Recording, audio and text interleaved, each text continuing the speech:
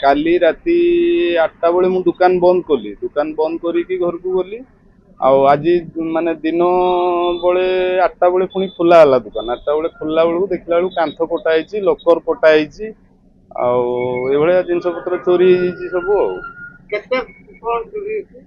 ପ୍ରାୟତଃ ପୁରା କନଫର୍ମ ନୁହେଁ ମୁଁ, ତଥାପି ମିନିମମ୍ ଅତି କମଟା ବି 11-12 କିଲୋ ଚାନ୍ଦି ରୂପା ଥିଲା। ସୁନା 110-20 ଗ୍ରାମ ଥିଲା। କଷ୍ଟମର ମାନଙ୍କର କାମ କିଛି ପୁରୁଣା ସୁନା ଫୁନା ଥିଲା। ପଇସା ଡ୍ରରେ ବି ପଇସା ବି କିଛି ଥିଲା। ଏଭଳିଆ ସବୁ ଲୋକ ସବୁ ତାଡିକି ନେଇଯାଇଛନ୍ତି। ଗ୍ୟାସ କଟର ପଡିଛି ସବୁ ଏଇଠି। ଆଉ ସାଙ୍ଗେ ସାଙ୍ଗେ ମୁଁ ଦେଖି ସାରିକି ଥାନା ଅଧିକାରୀ ଏଫଆଇଆର ଦେଇକି ଏବେ ଆସିଛି। ଆଉ ସିଏ ବି ପ୍ରତିଶ୍ରୁତି ଦେଇଛନ୍ତି ବହୁତ ଶୀଘ୍ର ଧରିବେ। ସ୍ତ୍ରୀଙ୍କ ସହିତ କଥା ହେଇଛନ୍ତି, ଡାଇରେକ୍ଟଲି ଧରିବେ ବୋଲି ଆଶା ଭରସା ଦେଇଛନ୍ତି।